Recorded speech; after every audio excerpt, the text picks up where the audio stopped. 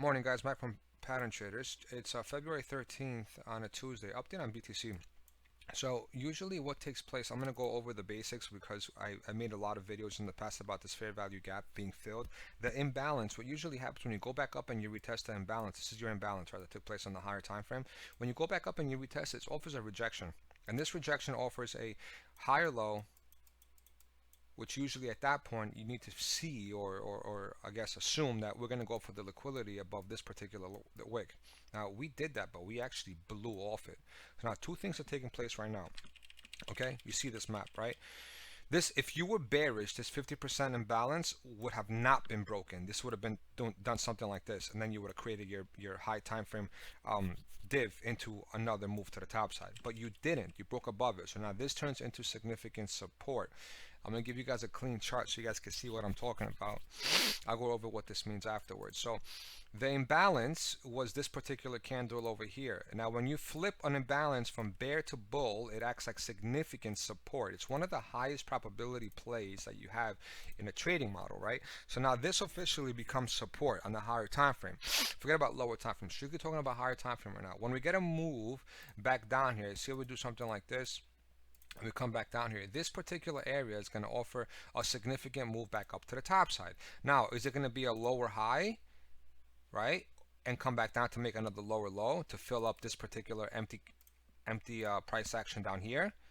Or is it going to offer a higher high where you get your bounce and then you continue to the top side? So now these are the two scenarios that I'm playing with right now. I'm going to make this black, and then I'm going to tell you that if you do happen to break down and then you go up here and then you go down here and then you continue to the downside, right? Okay, these are the only two scenarios that are currently active for me right now that I'm watching. This is standard. This is what should take place.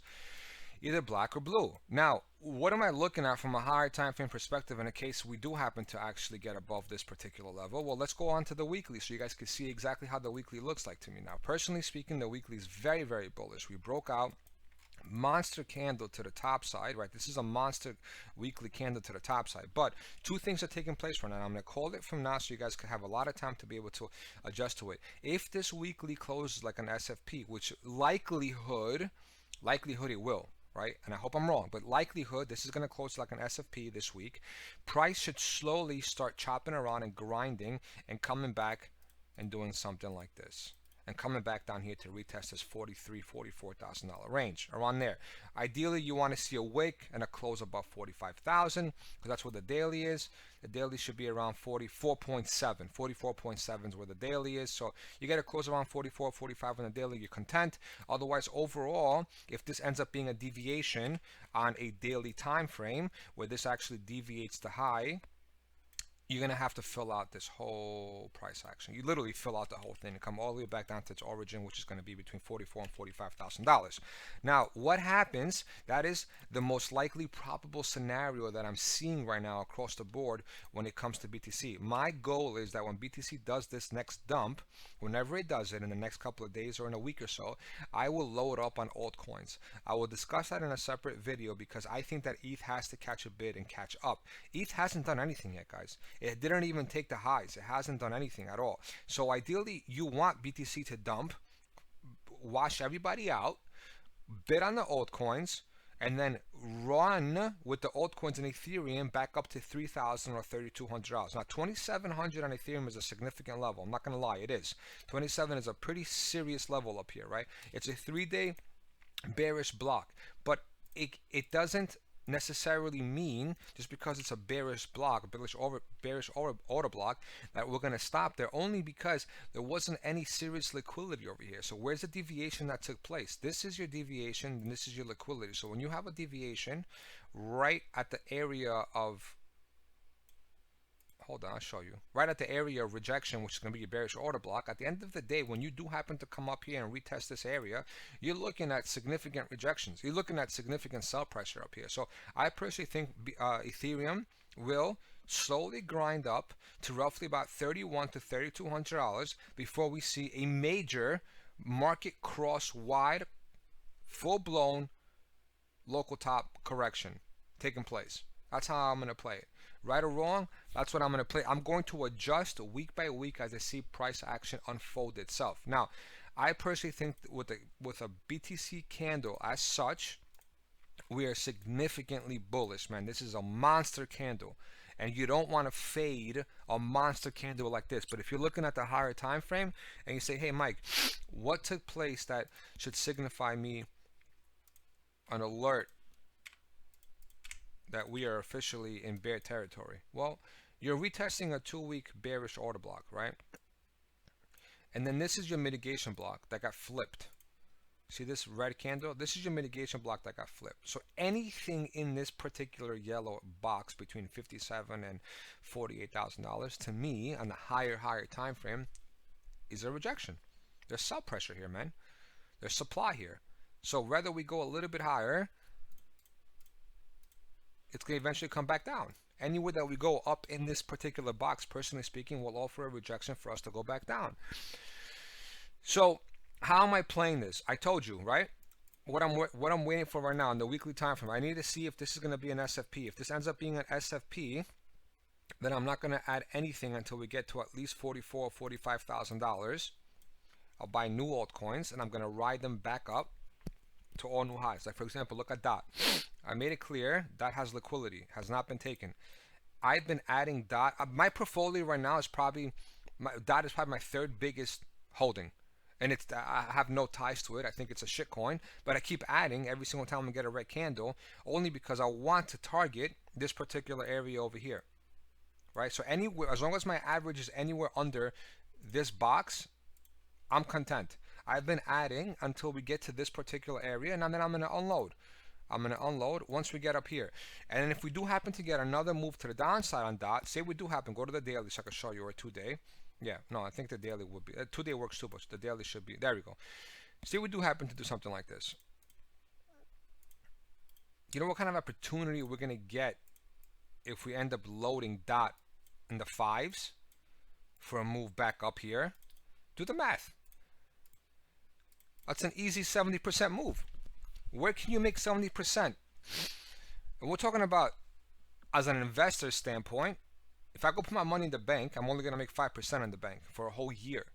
But if I could take, say, for example, 30K or 20K or 10,000 and stick it into DOT, even if you could take 5,000, just whatever the case is, whatever you could afford to lose, even $2,000, and you buy as close as you can to the 5s, or even the $6 mark, even if you could buy in the $6 mark, anywhere over here, right? Anything under this particular wick.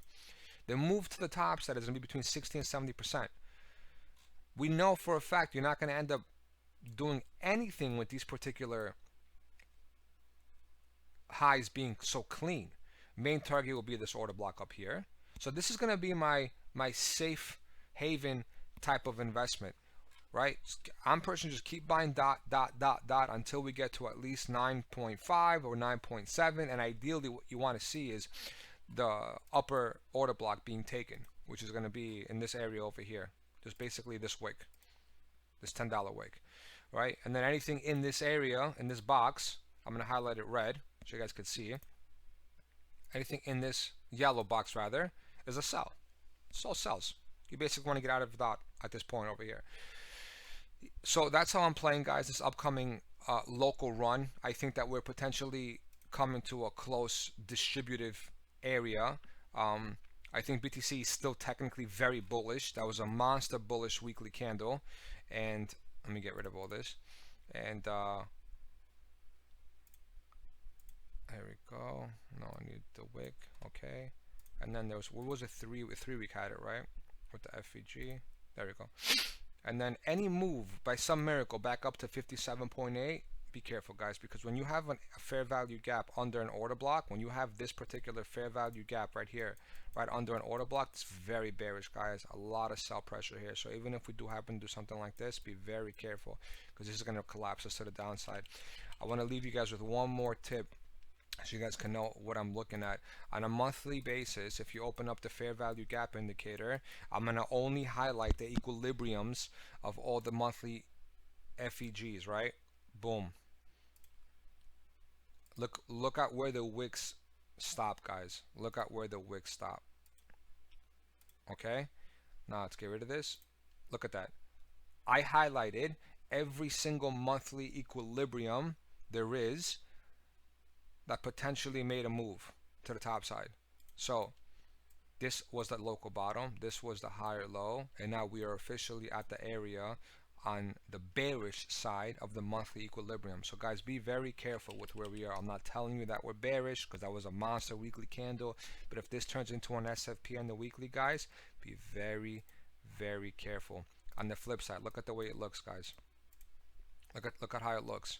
You stop over here, you stop over here, and then you potentially stopping over here at this monthly equilibrium. Literally, we're right on it right now. And then on the downside, if we're doing some kind of bearish, some kind of bullish retest, my main entry back into the market as a whole will be low 30s, guys. This monthly, because this monthly, if I'm going to highlight it right now so you see it, this monthly equilibrium, or rather this monthly FEG is also the 3-day equilibrium. But why is that important? Because this is the first 3-day FEG that led to the breakout after how many months of consolidation? After 207 days of consolidation. This was the main breakout that took place. So any movement back down to this 3-day FEG will be a significant long opportunity, guys. I hope that made sense. I hope that made a lot of sense. So guys, cheers. Any questions, feel free to DM me. Again, if you want to look for direction, monthly FEGs are your key area.